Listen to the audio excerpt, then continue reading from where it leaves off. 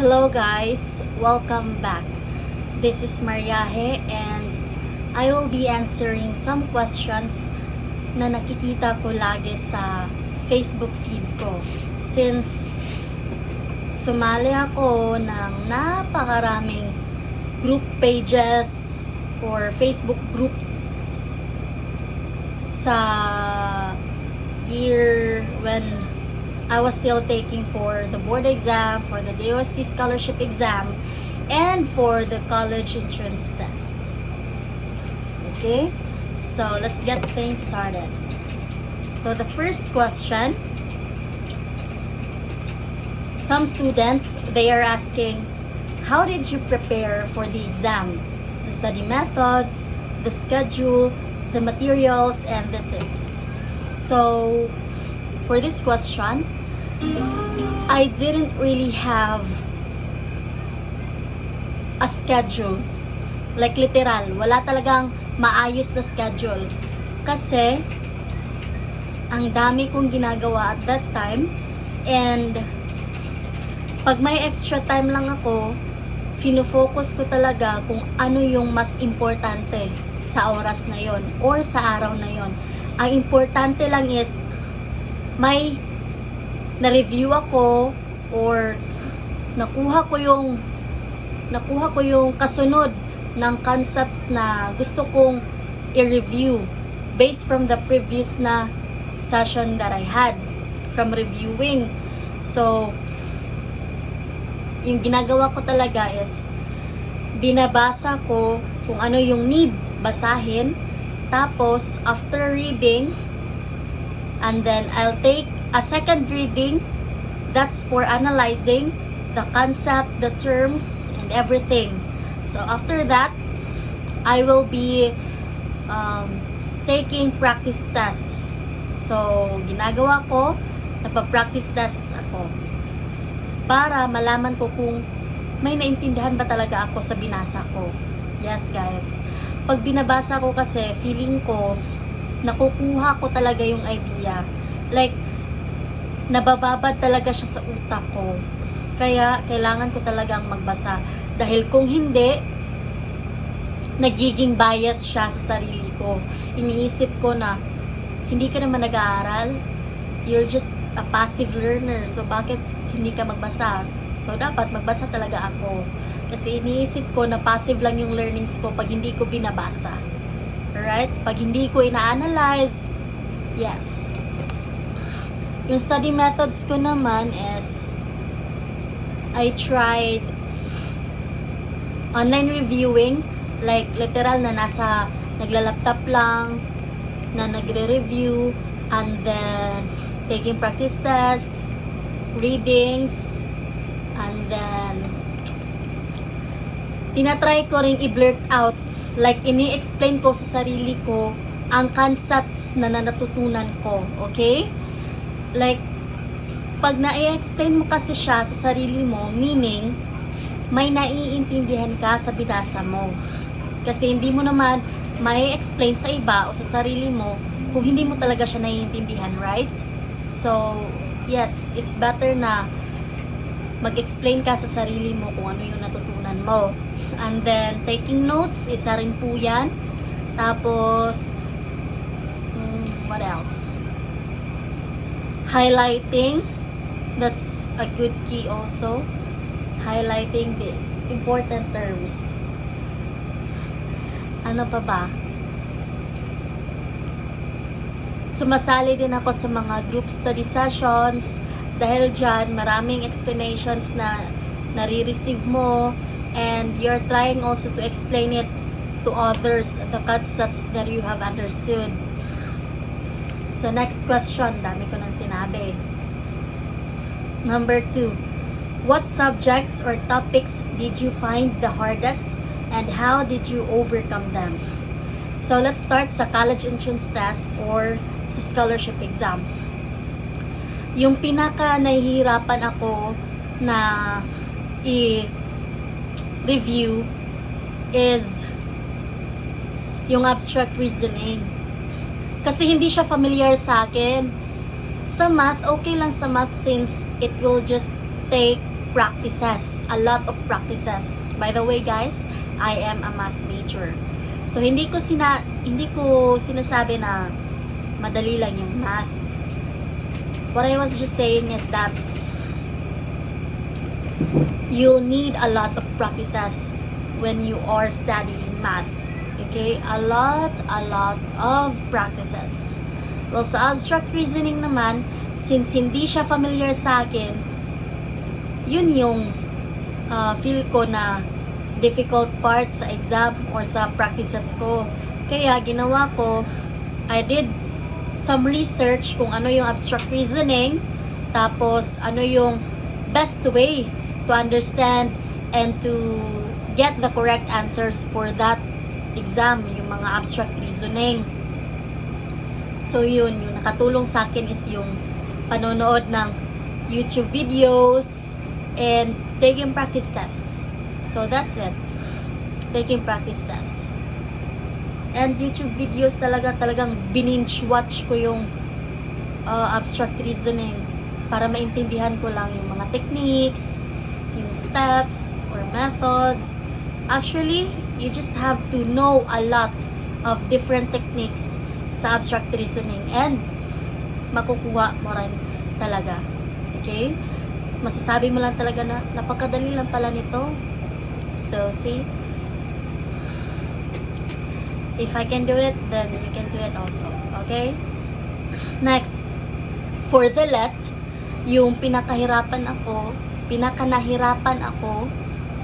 for the board exam, which is licensure examination for teachers, is yung professional education.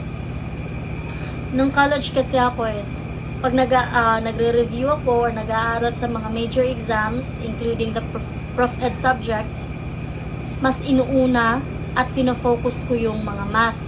Kasi alam naman natin na mahirap pag mabagsak. Mahirap pag uulit ka na naman sa next sem ng ganitong subject, madadagdagan na naman at mas madadagdagan pa yung stress mo.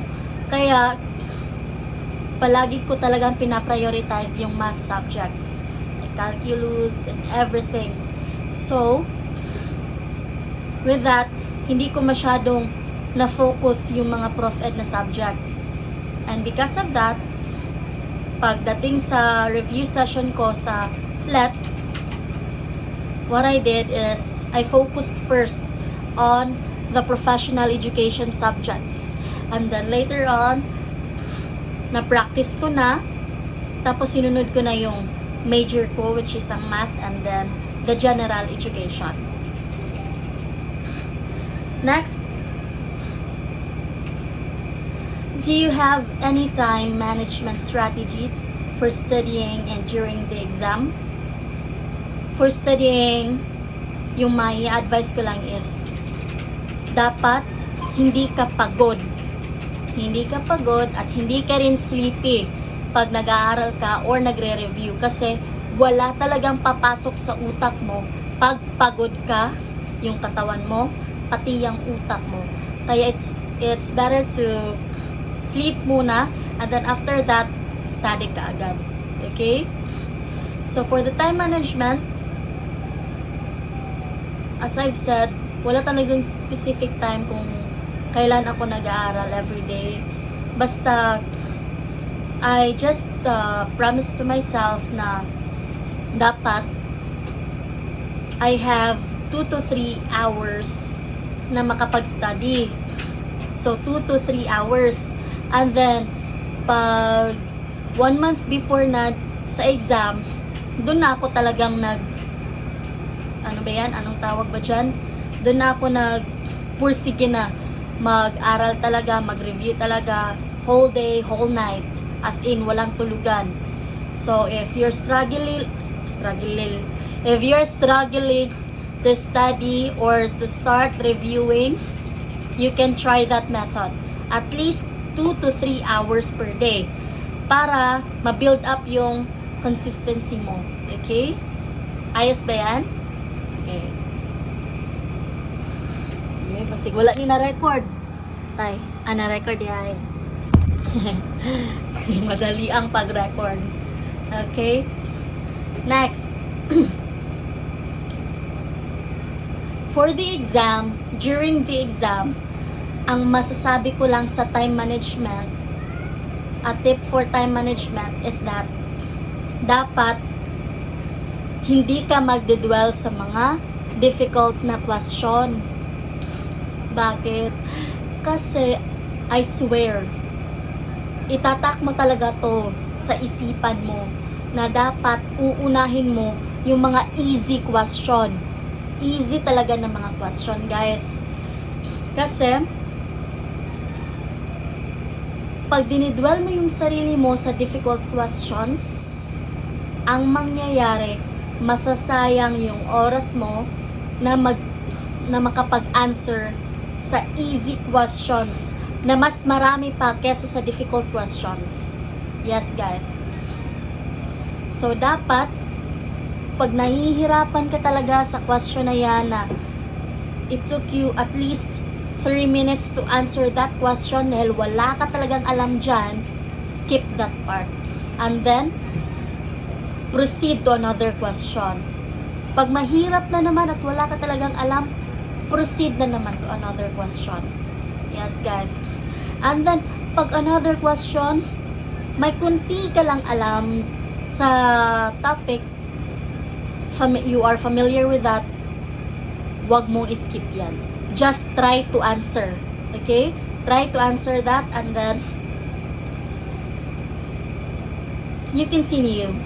Just continue answering and then after answering, you go back to those questions na iniskipan mo. Okay? So, ganyan lang dapat. So, as I said, prioritize the easy questions. The easy questions and the questions na parang familiar ka.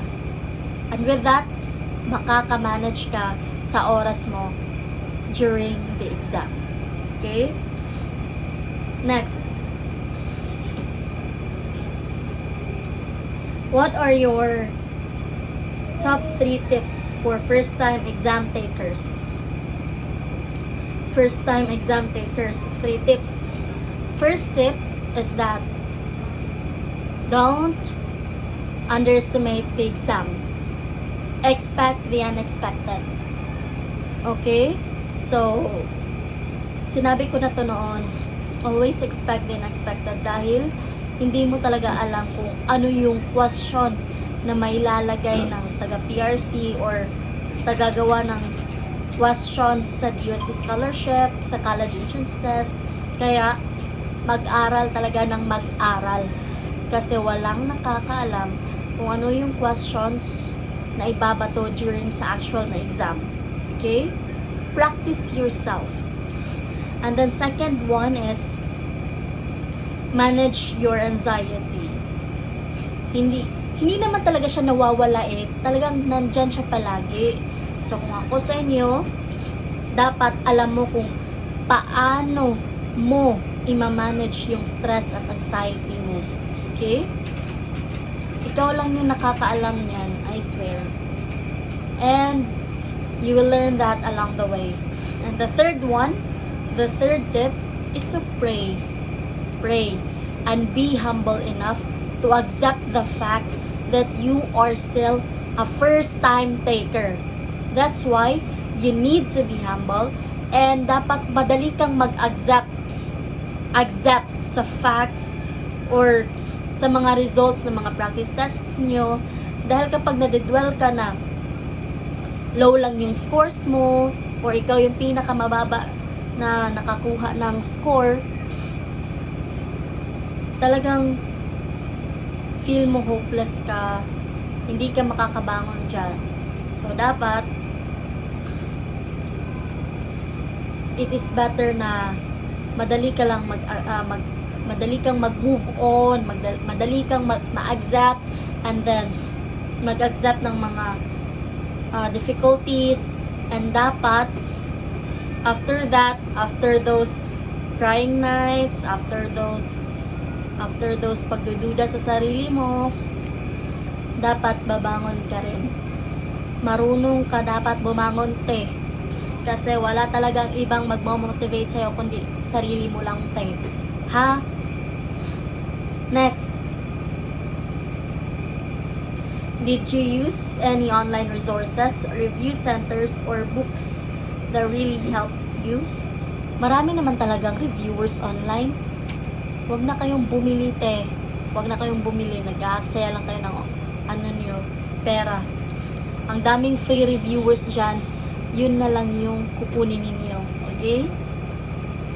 And then, you also use the public libraries that you have in your localities. Mayroon naman siguro kayong library, di ba? So, you can use the books there. Maraming mga reviewers na nilalagay doon. Hindi nyo lang alam. And it's a plus kasi nasa library kayo, mas mamotivate kayo na mag-study. Next. What common mistakes should students avoid during the exam? Sinabi ko na to kanina, don't dwell on answering difficult questions. Masasayang lang ang oras nyo. Okay? Next. If you could go back, what would you do differently in your preparation? Yung gagawin ko lang is, i-validate ko talaga yung sarili ko na I will trust this process, I will trust my strategy, I will trust my time management skills kasi ng time ko, wala akong mapagsabihan or wala akong ate or kuya na pwedeng i-ask na mahirap ba talaga yung ganito, ganyan. So, yeah. I will just validate myself. Yun yung masasagot ko dito. This is a plus. Next. Any advice for students aiming to pass scholarships, entrance exams, or board exams? Okay, that tip is, it's okay to cry, to feel alone, since ikaw naman talaga ang sasagot sa exam. All you have to do is trust the process, trust Him. Okay? Trust Him. And pray. Okay? Don't forget to pray, guys. Dahil ito lang yung weapon mo kontra sa anxiety at sa fears mo. Okay? So, those are some of the tips that I can give to you guys. I hope na may natutunan kayo. And please guys, don't forget to hit likes and subscribe to this channel dahil gagawa pa tayo ng maraming academic videos. Okay? Bye! See you at my next video.